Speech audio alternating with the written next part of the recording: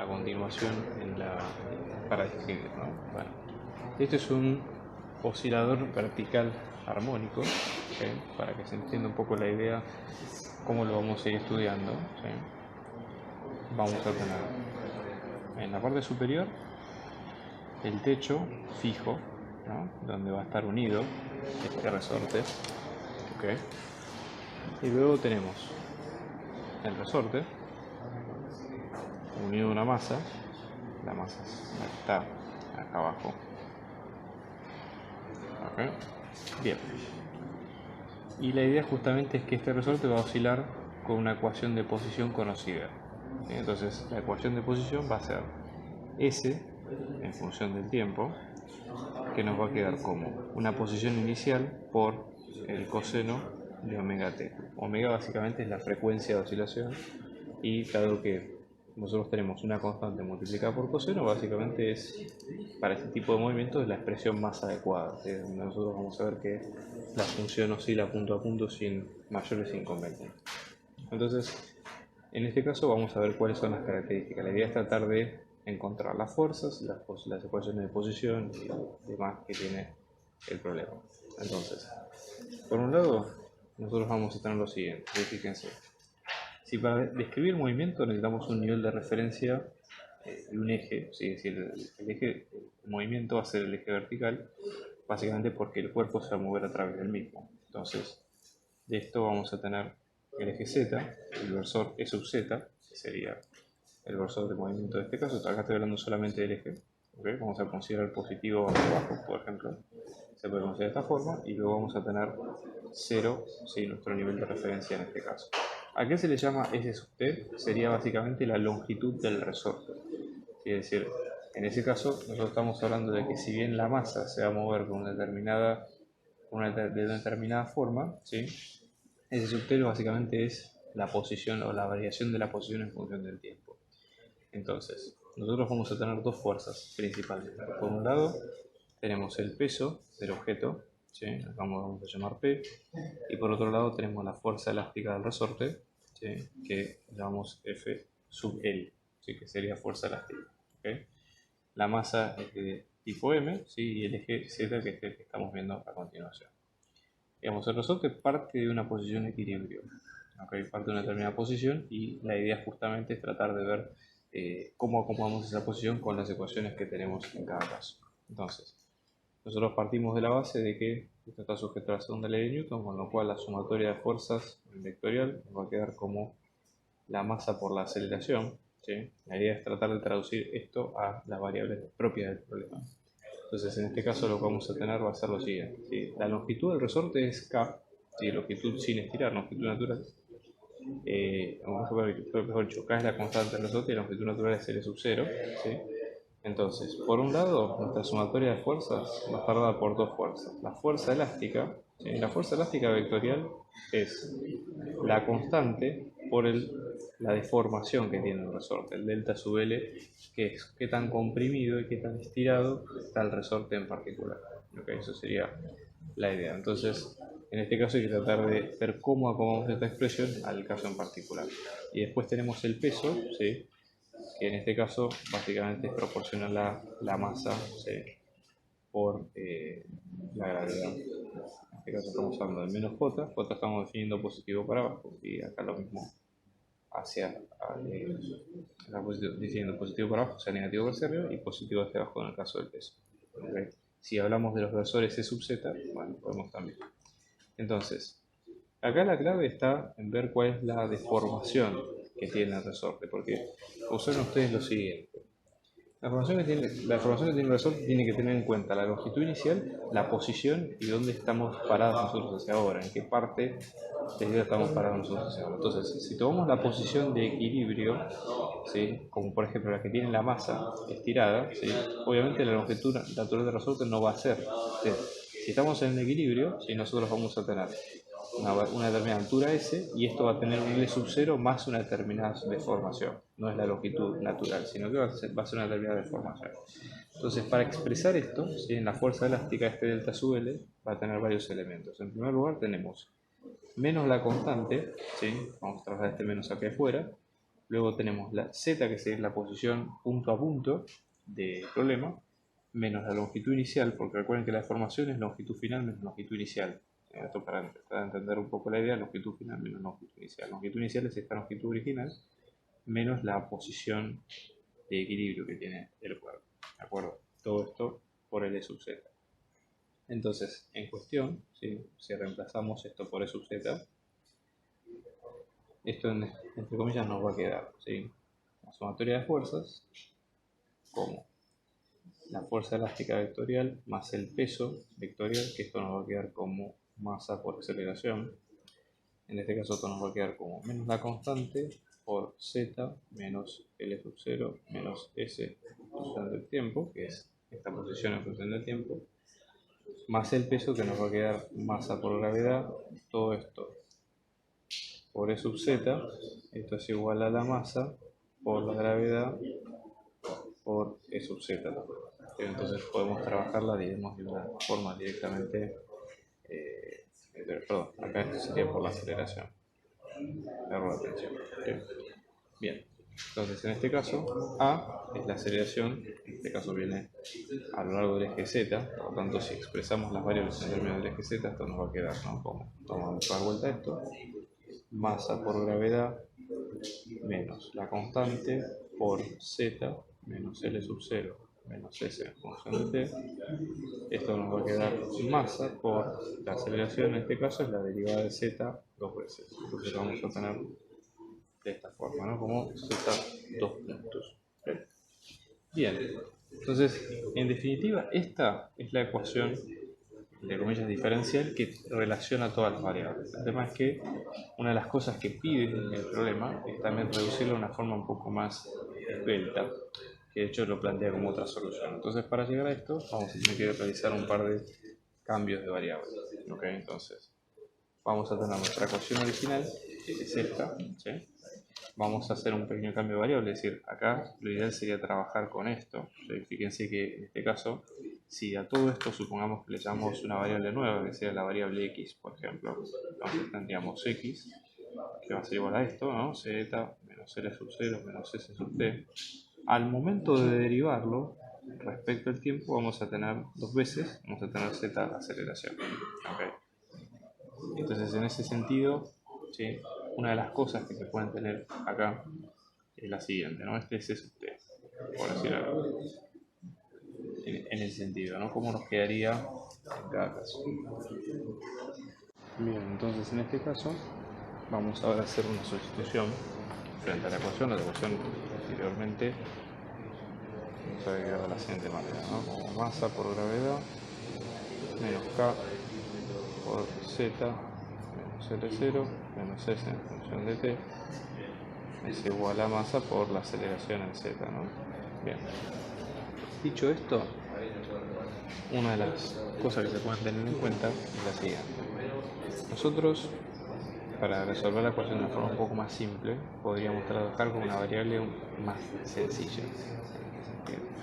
Entonces vamos a usar una sustitución de la siguiente forma. O sea, la sustitución el único objetivo que tiene es que la ecuación se parezca a lo que nos piden que se puede expresar. Es básicamente eso. Entonces vamos a usar esta sustitución x, ¿sí? Donde en este caso vamos a tener, ¿sí? Que al derivarlo dos veces, su derivada va a ser, como esto es una constante, esto también, va a ser dos veces esto, ¿sí? Dos veces esto. Entonces, de vuelta de otra forma, ¿sí? En el momento de reemplazarlo en la ecuación, x, si sumamos masa por gravedad sobre la constante dos veces, esto nos va a quedar como z menos L0. Recuerden que ese es el único objetivo, si tratar de hacer más esbelta la ecuación apuntando a lo que pide el problema más adelante. Entonces, en este sentido, vamos a tener masa por gravedad menos K, haciendo la distributiva, ¿sí? Por x más masa por gravedad sobre K. Recuerden que estamos reemplazando estos dos, Z menos L sub 0. ¿No? Y acá vamos a tener menos S sub T. Se vuelve la masa por la aceleración, hacemos distributiva, 2 veces, 3 veces. Entonces esto nos va a quedar como masa por la gravedad menos K por X. Acá podemos, perdón, esto puede ser con X dos puntos. Ya. X menos masa por gravedad por K sobre K menos K menos más, porque es 2 veces. Y luego la aceleración ahí expresada. Fíjense cómo nos va a quedar esto. K con K se nos va, masa por gravedad con masa por gravedad se nos va.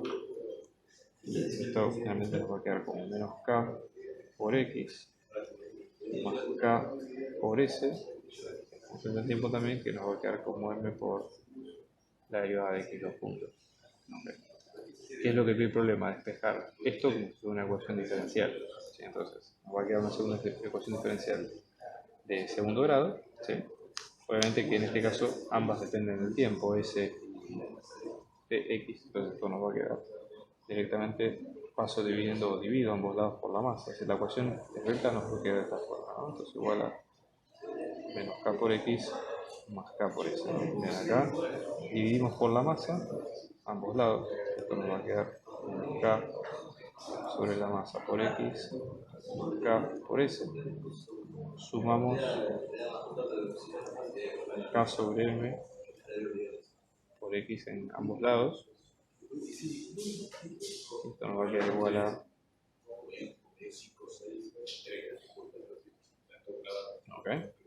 Todas estas dependen del tiempo. Justamente, bueno, esta obviamente puede ser una ayuda respecto al tiempo, pero además porque tenemos las variables, o ya definimos las variables de cada caso. Entonces, en este sentido, ¿sí? Ahora tenemos que redefinir esas constantes. Ustedes observan, hay una constante común en ambos lados que es K sobre M, o sea, lo que se puede hacer es llamarle C sub 1 a K sobre M. En realidad, en el movimiento oscilatorio armónico, K sobre M es la frecuencia al cuadrado. Si ustedes ven las unidades, K que es unidad de fuerza sobre distancia, y la masa, entonces nos va a quedar la unidad de C sub 1, nos va a quedar fuerza que es masa por distancia sobre tiempo al cuadrado, sobre la masa, que en este caso es masa. Okay.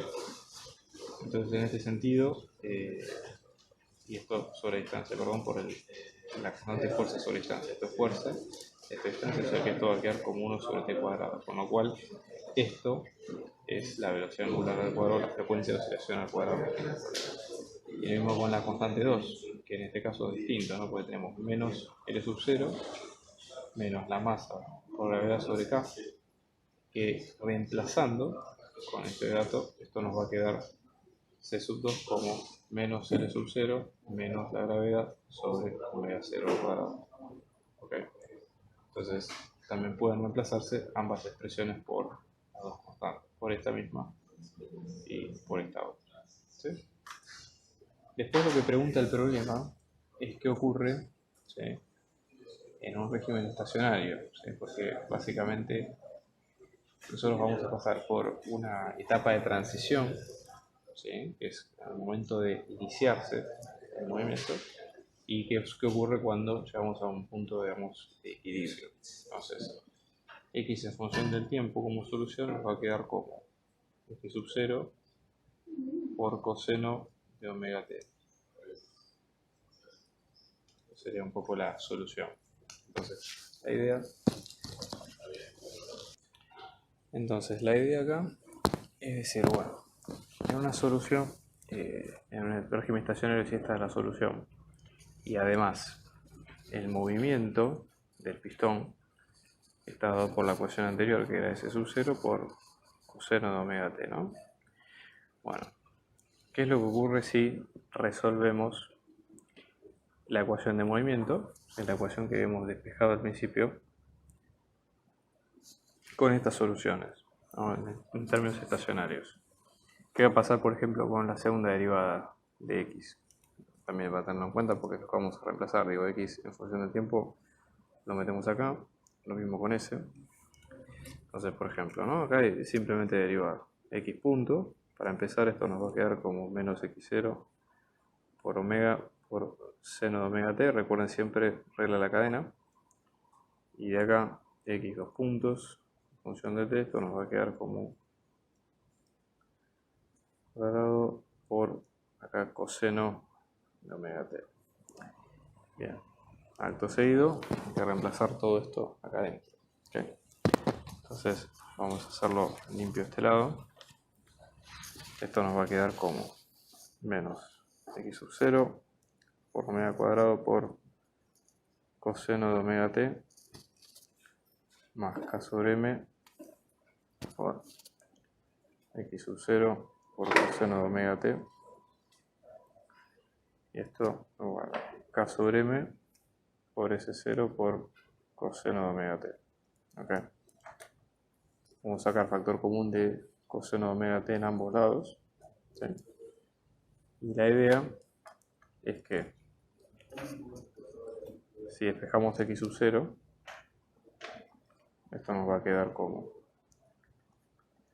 Recuerden siempre chequear las unidades porque lo que vimos recién, ¿no? Que k sobre m y omega representan frecuencia. Y de hecho, las unidades de frecuencia ustedes las van a ver sin problema. ¿Okay? Y lo que habíamos dicho al principio, siguen recordando un poco antes, que omega sub 0 nosotros lo tomamos como omega sub 0 cuadrado como k sobre m. ¿Okay? Bien. Entonces, de acá, si esto va a ser nuestro omega sub 0 cuadrado, despejando acá también lo mismo, ¿no? Omega sub 0 cuadrado, esto nos va a quedar como x sub 0 por omega cuadrado más omega sub 0 al cuadrado, esto es igual a omega sub 0 al cuadrado por c sub 0. X sub 0 nos va a quedar como omega sub 0 al cuadrado por s sub 0 sobre omega cuadrado más omega sub 0 al cuadrado. Acá lo que se puede hacer es dividir ambos lados por omega sub 0 al cuadrado. Y, perdón, acá hay un tema de signo. Ahora sí. Y luego dividir ambos lados por omega sub 0 al cuadrado.